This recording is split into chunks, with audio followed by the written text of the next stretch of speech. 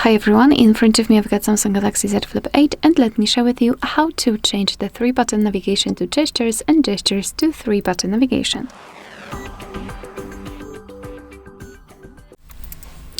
Alright, so let's begin with opening the settings, and here we need to scroll down and find the option display.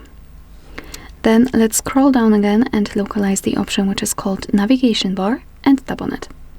So here we've got our two options. So obviously if you've got the swipe gestures and you'd like to set the buttons, just tap on the buttons on the left.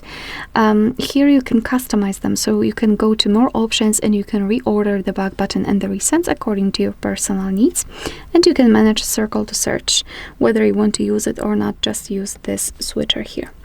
If you want to, you can also set swipe gestures, so just tap on this animation, and instead of the 3 buttons we've got this line that is responsible for some gestures.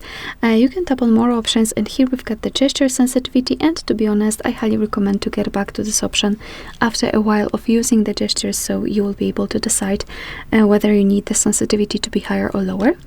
And here also circle to search, which is associated with this home button, or basically this line.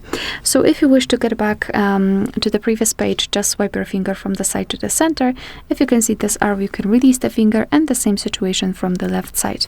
If you want to get back directly to the home page, swipe your finger from the button to the center of your device and make sure that this motion is quick and short, so something like that. And if you wish to open the recent, repeat the gesture, so from the button to the center, but hold your finger somewhere here, so something like that. And here we've got the recents. Alright, so that will be all. Thank you so much for watching. Please hit the subscribe button and leave the thumbs up.